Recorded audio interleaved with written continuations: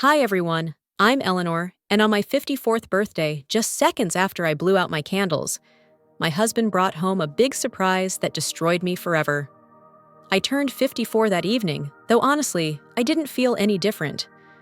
Grief has a strange way of slowing time down, stretching days into long, quiet corridors where every footstep echoes. Ever since my mother passed a few months ago, the house felt heavier, even when the lights were warm and the table set beautifully. I tried my best to make tonight feel normal, a birthday dinner, something small, something soft, something that reminded me I still had a family to hold on to. The dining room was glowing with the gentle shimmer of candlelight. The table was covered with the blue linen cloth Richard loved so much, the one with tiny embroidered silver leaves. My daughter had helped me bake the cake earlier that afternoon, simple vanilla homemade frosting strawberries on top. I wanted the night to feel cozy, grounded. After weeks of paperwork, lawyers, and funeral arrangements, I finally had good news to share.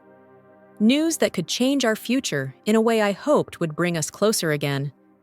I had imagined Richard's face when I told him, how his shoulders might relax, how he might pull me into his arms the way he used to, how he might say, "We're going to be okay, Ellie. We're really going to be okay."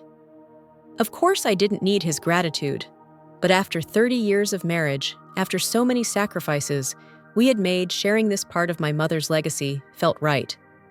It felt like closing a painful chapter and opening a gentler one. It took courage just to smile again after everything. Tonight was supposed to be a milestone, not only because it was my birthday, but because for the first time in years, I felt hopeful. I didn't know hope was about to die right there with the candles. I inhaled, closed my eyes, made a wish that my family would heal, and blew out the flames. The room exhaled with me. Then the front door opened. "Richard," I called out, already smiling. Perfect timing. My words fell apart. Because he wasn't alone. A woman strode in behind him first, a woman who looked like she walked with ownership in every step she took. She was younger than me, by maybe 6 or 7 years, wearing a tight red dress that seemed intentionally inappropriate for someone entering another woman's home. Her makeup was sharp and intense, her smile a razor blade. Behind her, 2 boys followed. Teenagers, young men, really maybe 17 and 20. Both tall, both handsome, both unmistakably carrying Richard's jawline, his eyebrows, his damn dimples. I felt my entire body freeze. I didn't understand. Not yet. Not then. But the moment Richard looked at me, really looked, I knew. My spine chilled. His face wasn't guilty. It wasn't apologetic. It wasn't even conflicted. It was tense, determined, as if he'd been rehearsing something for far too long. He cleared his throat. "Ellie, we need to talk." I laughed. I don't know why.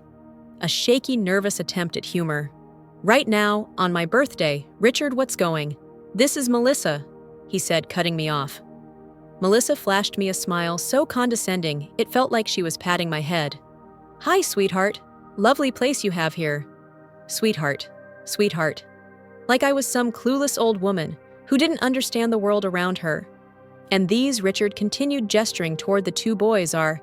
He hesitated only a fraction of a second. "My sons." My heart dropped so violently, I swear I heard it smash internally. "You're..." What I whispered. Melissa tilted her head as if explaining something obvious to a child. "His sons, darling. Our sons." The younger boy shifted uncomfortably, but the older one looked at me, the way a winner looks at the loser of a game they never agreed to play. Richard kept talking, voice stiff, rehearsed. "I had them, before us. But I didn't know. Not at first. Melissa found me later. And I've been supporting them, quietly, for years." I stared at him, unable to process the words. My husband, my partner, the man I'd shared a bed with for 3 decades, the man I cooked for, waited for, prayed for, cried for, had another family for 20 years. Melissa stepped closer to him, letting her hand slide along his arm as if marking territory. "We decided it's time, Richard. She deserves to know. Deserves." The audacity burned my throat. Richard inhaled sharply, bracing himself. "Ellie, I want to end our marriage." The earth fell out from under me. "Richard," I whispered, "what are you saying?" He didn't hesitate. "I want to be with them. I want to live honestly, live with my heart." The room went dead silent. My daughter's fork dropped onto her plate. My son stood from the stairs, frozen. And me, I couldn't move, couldn't breathe, couldn't even blink. Live with your heart, live with your heart. What kind of man stands in the home his wife built on her birthday after eating her food, enjoying her stability and loyalty, and says he wants to live with his heart? What kind of heart steals from a woman to feed another family? What kind of heart lies for 20 years? What kind of heart walks in with arrogance instead of remorse? I stared at him. "Follow your heart," I repeated slowly, tasting each word with disbelief. "After everything I've done, after everything we've built together, after everything you took from me, that's your excuse." But he didn't even flinch. "It's time, Ellie. I've felt trapped for years. Melissa and the boys. They're my real family. My second chance at happiness." Melissa laughed under her breath, a cruel little sound. "He deserves love, Eleanor. Real love, not just routine. Routine.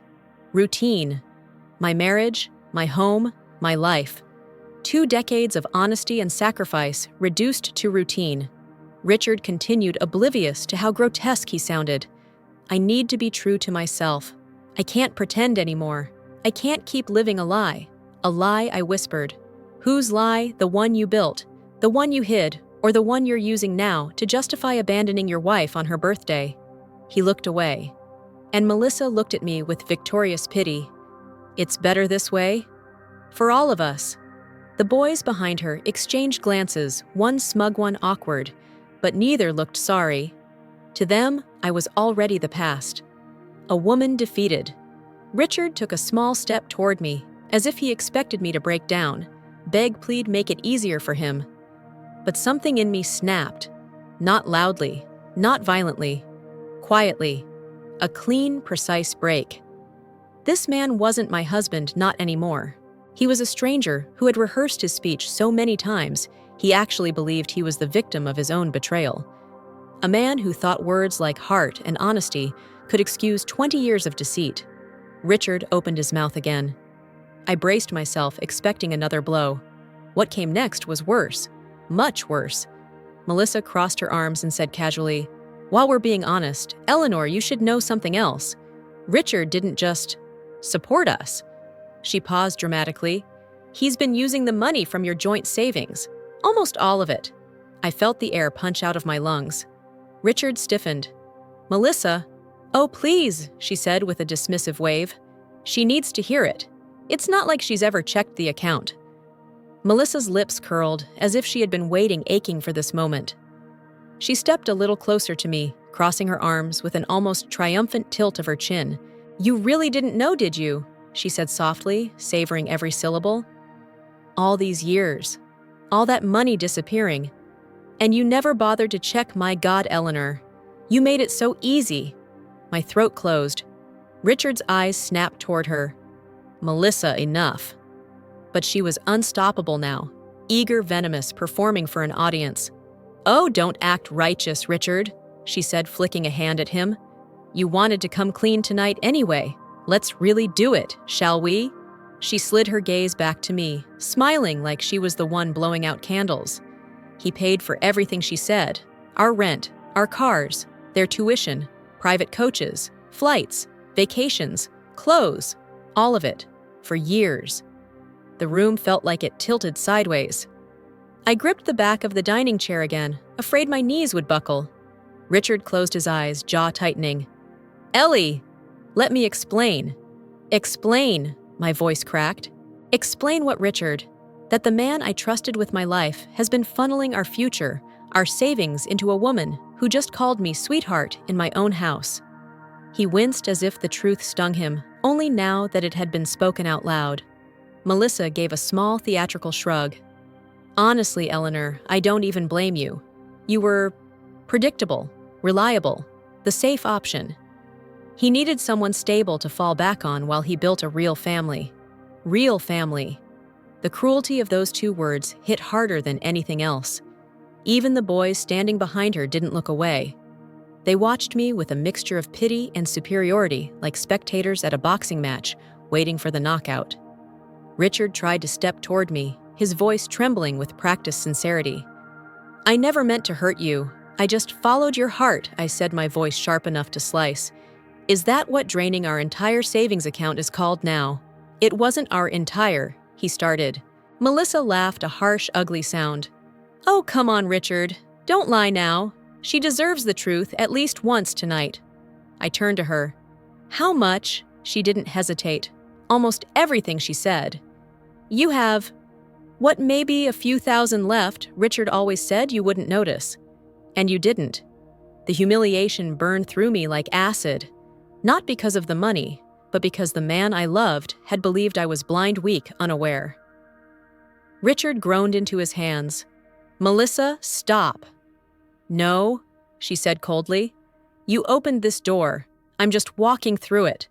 She leaned forward, her voice low-cutting. "He told me you were comfortable, complacent, that you'd never challenge him. Ellie trusts me completely," he said. "She won't ever look." She imitated his voice mockingly. I felt something inside me shatter, not loudly, not violently, but with a clean, decisive snap that cut straight through the last of my illusions. I looked at Richard. Really looked. This wasn't a man who made a mistake. This wasn't a man wrestling with guilt or torn between two worlds. This was a man who genuinely believed he deserved both lives. A man who thought loyalty was optional while convenience was a right. He opened his mouth again, but nothing he could say now would resemble truth. The younger boy, maybe 17, finally spoke, his tone surprisingly calm. "Look, we're not trying to hurt you." But the older one smirked faintly, making it clear he didn't feel the same. Melissa rested a manicured hand on Richard's shoulder. "We're just being honest, Eleanor. Something you and Richard should have been with each other years ago." "Honest?" I wanted to laugh. Honesty had been the rope I held onto for 30 years, while Richard sawed through it behind my back. The dining room felt colder now, the warm candlelight suddenly mocking. The birthday cake in the center of the table looked like a cruel prop from a play I wasn't supposed to star in. The scent of vanilla frosting made my stomach churn. Richard stepped toward me again, but I moved away this time with intention. "No," I said quietly.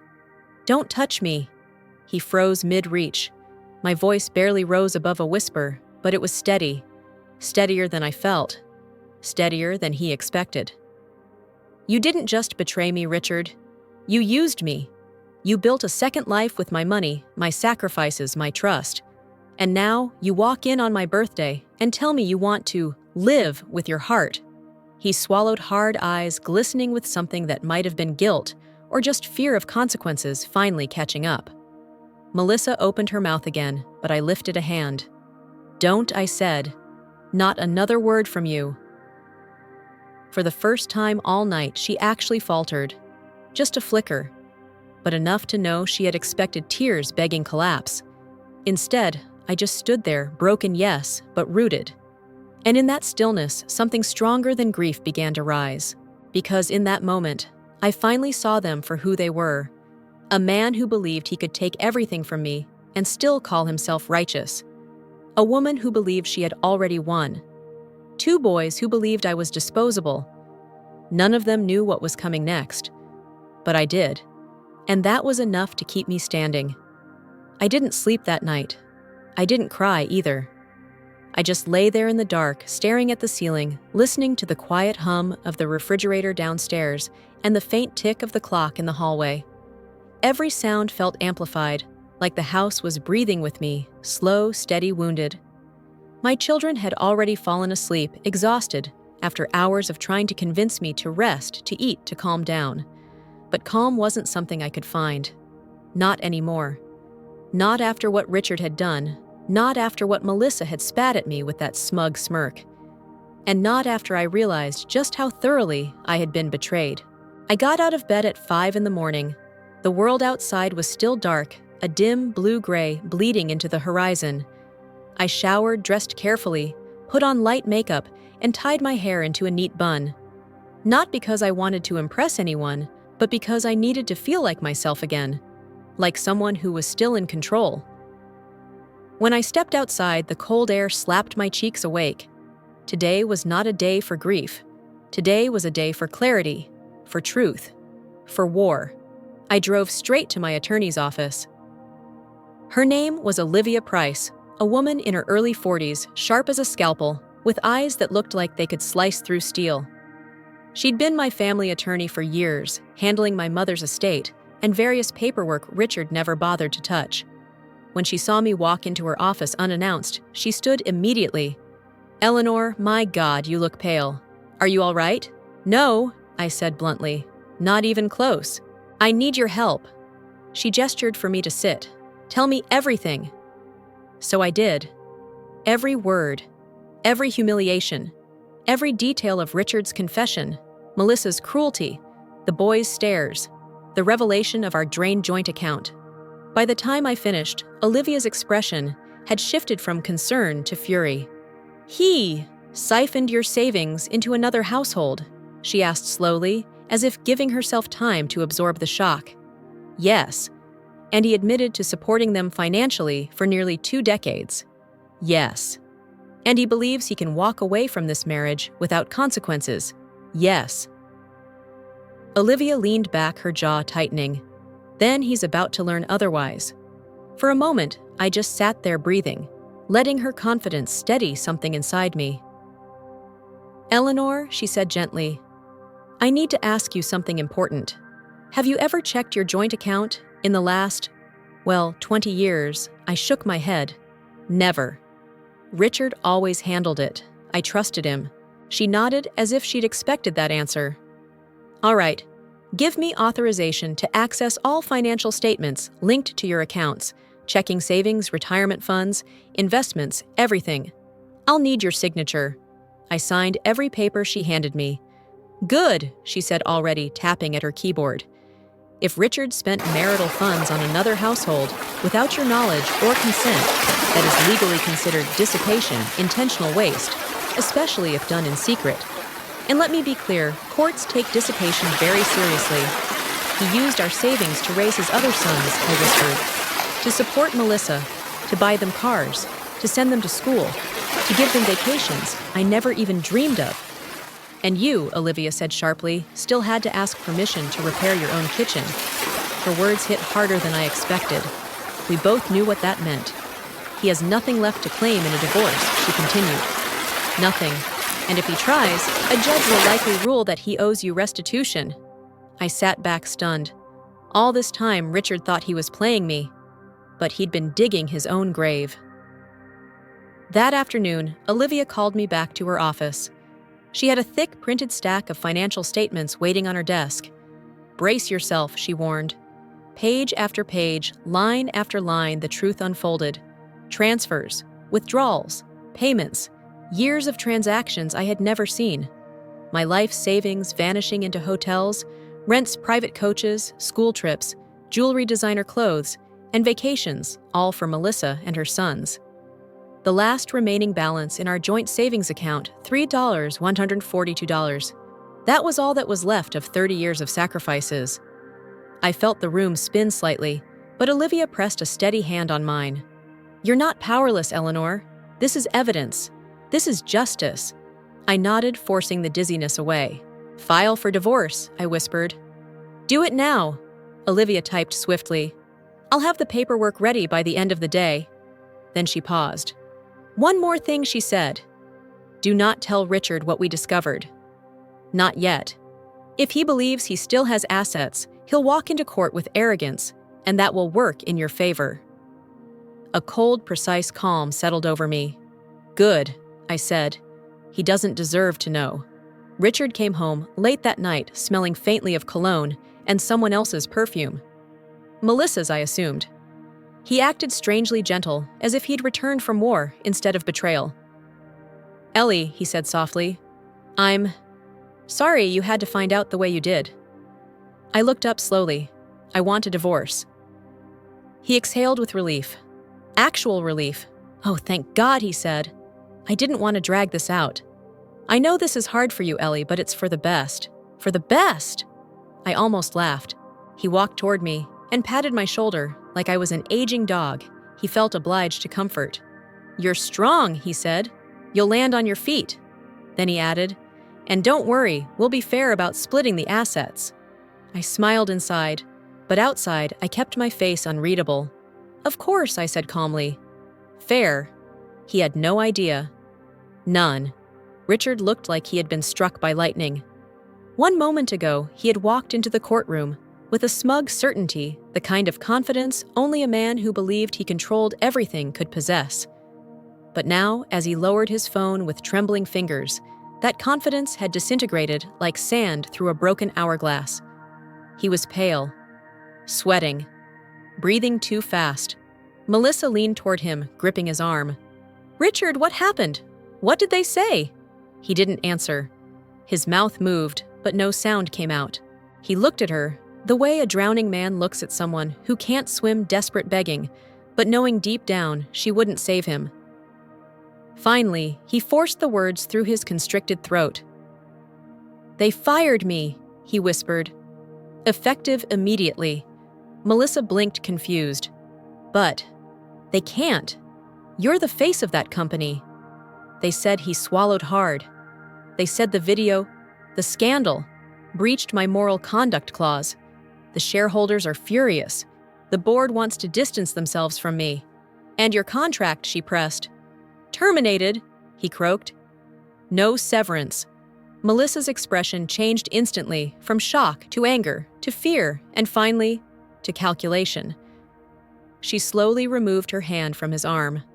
Richard saw it. He felt it. I saw the pain flicker in his eyes, a man realizing the woman he destroyed his family for cared far less about him than he believed. My attorney Olivia stood. "Mr. Caldwell, if you're ready, we can begin proceedings." Richard didn't move. So Olivia added, with just a hint of professional sharpness, "This isn't the worst of it." Richard's head snapped up. "What do you mean?" he asked, already sounding like he regretted the question. Olivia calmly opened her folder. "Before we finalize division of marital assets, we need to present financial findings to the court. Findings you were legally obligated to disclose, but failed to." A cold shiver went through the room. Richard blinked. "What findings? I didn't hide anything." Melissa glanced at him sharply, instinctively, and that small defensive twitch was all Olivia needed. "Well," Olivia said coolly, "let's take a look." She handed the judge a thick packet. The judge's brows lifted almost immediately. Richard pressed a shaking hand to his forehead. "What is that?" Olivia turned to him with the kindest, deadliest smile I had ever seen. "Your financial history," she said. "More specifically, the past 20 years of marital funds siphoned illegally to support your second household." Melissa's face drained of color. Richard shot to his feet. "That's not true. I didn't steal anything."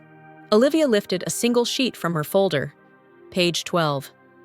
"A wire transfer of $28,000 from your joint account to Melissa Carter's account dated 7 years ago, labeled as tuition assistance." Richard's mouth opened, then closed again. "And page 18, she added, shows a payment of $15,000 for their family vacation to Cabo, paid with Eleanor's salary contribution. Page 23 covers the private soccer coach for your younger son." "Shall I continue?" Melissa hissed. "Stop talking!" But Olivia continued flipping page after page, listing transaction after transaction, each one a blade, slicing through Richard's last defense. Apartment rent, car insurance, medical bills, flight tickets, jewelry, restaurant bills, hotel rooms. With each item, Richard's shoulders sank lower. When she finally stopped, she said simply, "Over $260,000 of marital assets spent without your wife's consent. That, Mr. Caldwell, is dissipation of marital funds." Richard collapsed into the chair, face in his hands. Melissa scooted a few inches away from him. The judge finally spoke. "Mr. Caldwell, is any of this untrue?" Richard looked up slowly, eyes rimmed red. I needed to help them. Melissa had nothing. The boys needed me. I was trying to be a father." Olivia cut in sharply. "No one is arguing against supporting your children. What the court is examining is the deceit, the 20 years of hiding a second family and financing them with marital funds behind your wife's back. The judge nodded. She's correct. This is fraud against your spouse. Richard rubbed his temples, shaking. Melissa glared at him like she couldn't believe how deeply he had sunk her ship with his incompetence. Then the judge turned to me. Mrs. Caldwell, I assume you are seeking full compensation. I nodded. Yes, Your Honor, every cent. And divorce on grounds of marital misconduct. Yes! Melissa lowered her head, muttering something under her breath. Richard looked between us, horror spreading across his face as he finally understood. He wasn't just losing his job. He wasn't just losing his reputation. He was losing the money he thought he still had. Your Honor, he whispered, I didn't think. No, Olivia said you didn't. The judge cleared his throat. Since Mr. Caldwell has depleted the majority of marital assets without spousal consent, he is not entitled to half of what remains. In fact, he may owe restitution. Melissa's head snapped up. Restitution. What does that mean? It means Olivia answered before the judge could. Your partner may owe Eleanor money. Quite a lot of it. Oh my God, Melissa whispered. You idiot. Richard turned to her sharply. Melissa, no! She snapped, standing so abruptly, her chair screeched across the floor. Do not say my name right now. You told me you were financially stable. You told me you had everything under control. Now look at you. Her voice cracked in rage. You're jobless, you're broke, and apparently you're also legally screwed. The judge tapped his gavel lightly. Ms. Carter, sit down, or you will be removed from this courtroom. She sat. Barely, but she sat. Richard's face twisted with humiliation. My son leaned toward me and whispered, Good. He deserves this. And deep inside, I knew he was right, but I also felt something else. Closure. It didn't heal me, not yet, but it stitched the wound together just enough to let me breathe again. Then came the final blow, another buzz from Richard's phone. He groaned. Not again, he answered weakly. A male voice shouted through the speaker, loud enough that everyone could hear. Richard, the stock dropped another 6% this morning. Investors are threatening to pull out. Do you understand what you've done? This video, this mess, you've destroyed us. Richard flinched. I didn't. We've frozen your access to the corporate accounts, the man barked. Security will collect your company car and laptop today. And Richard, don't bother coming back. The call ended abruptly. Melissa whispered, Oh my God! I can't be part of this! Richard stared at her, devastated. Melissa, please, don't do this! She picked up her purse. Call me when the crisis is over, she said coldly. But I'm not going down with you. And she walked out. Just like that. His 20-year fantasy collapsed in less than 20 minutes. His job, his mistress, his image, his money, all gone. Richard buried his head in his hands and sobbed the kind of broken, desperate sound I had never heard from him in 30 years. The judge turned to me. Mrs. Caldwell, shall we continue? I looked at Richard, this hollow man who once believed he could deceive me forever. Yes, Your Honor, I said calmly. Let's finalize this. Richard looked up, eyes swollen, voice cracking. Ellie! Please, don't do this. We can fix this. We can. No, I said, my voice steady and quiet. You already did everything, and now you're seeing the cost. He reached out for me. I stepped back, and that was the moment, the exact second, Richard realized he had lost me completely. Not because of Melissa, not because of betrayal, but because for the first time in my life, I chose myself. The courtroom air felt colder after Melissa left. Not physically, the AC hadn't changed, but somehow the atmosphere thinned, like every breath Richard took held less oxygen, less hope, less dignity. The man sitting across from me looked nothing like the husband I once loved. His suit was wrinkled. His eyes were swollen. His hands shook. He looked like a man who had aged 20 years in 20 minutes. Yet the final part of this tragedy, or justice, depending on how you look at it, had not even begun. My attorney Olivia turned to the judge. Your Honor, before we finalize the dissolution of marriage, There is one final matter Mrs. Caldwell wishes to present. Richard lifted his head, confused. What? What else is there? I stood slowly. My legs felt solid, strong, unshakable. This, I said quietly, is about my mother. Richard blinked. Your mother, he said the word as if he barely remembered the woman who helped raise our children, who welcomed him into the family with warmth and generosity. Yes, I replied. My mother passed 2 months ago. His eyebrows knit together. He searched my face like he was looking for grief vulnerability, anything he could manipulate. Instead, he found resolve. I placed a sealed envelope on the judge's desk. This, I said, is my mother's will. Richard froze. I continued calmly, my voice steady and sure. She left behind nearly $10 million in assets, properties, investments, business shares, and savings. The judge nodded, skimming the document. A substantial estate. Richard swallowed hard. Eleanor, why are you bringing this up now? Because you were included in the will, I answered. As a beneficiary. His eyes widened hope, flaring in them instantly, shamefully, greedily. But then Olivia stepped forward. Your Honor, please refer to page 3. The clause regarding the son-in-law. The judge flipped the page. Richard watched. He leaned forward. He blinked fast, as if his eyes were burning. And then, as the judge read aloud, I saw his entire body go still. The son-in-law shall remain a beneficiary only if he shows loyalty, integrity, and good moral character within the marriage. In cases of infidelity, deceit, or betrayal, his inheritance shall be revoked in full. Silence fell like a hammer. Richard stared at me, mouth open. Ellie, please tell me this isn't... It is, I said softly. It's exactly what it looks like. No, Eleanor. Please pause. This isn't fair. He stood up so fast his chair toppled. I didn't know she wrote that. How could she put something like that? She knew you. I said, my voice cold, but not cruel. Better than I did. He shook his head violently.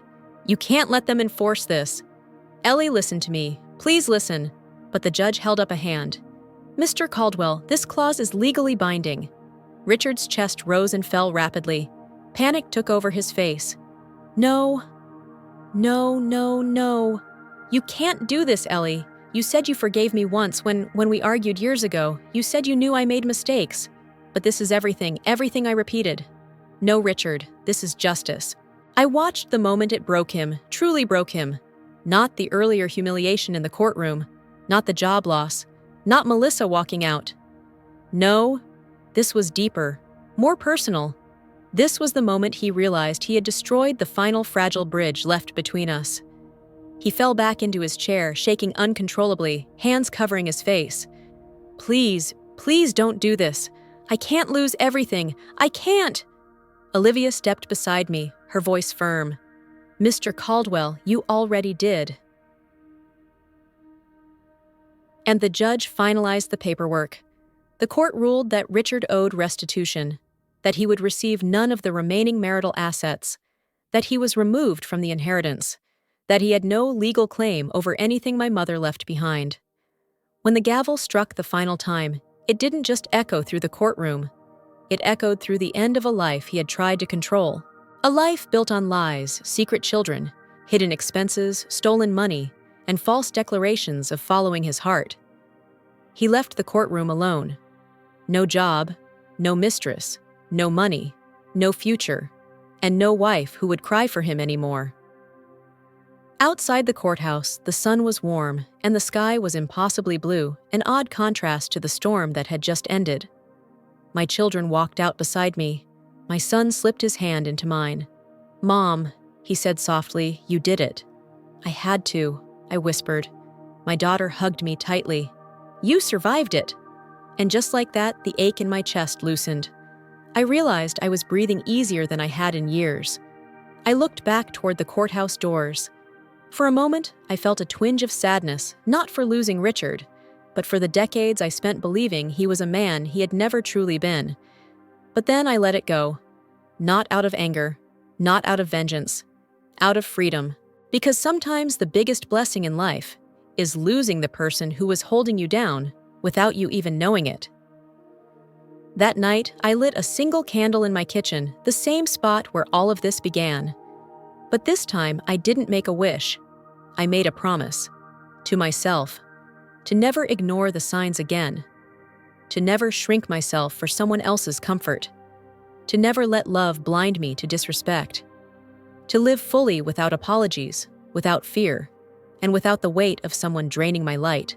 My mother's picture sat on the counter. I touched the frame and whispered, "Thank you for protecting me, even after you were gone." If this story taught me anything, it's this. You cannot save someone who chooses to drown themselves in their own lies. And you cannot sacrifice your dignity to keep a relationship afloat.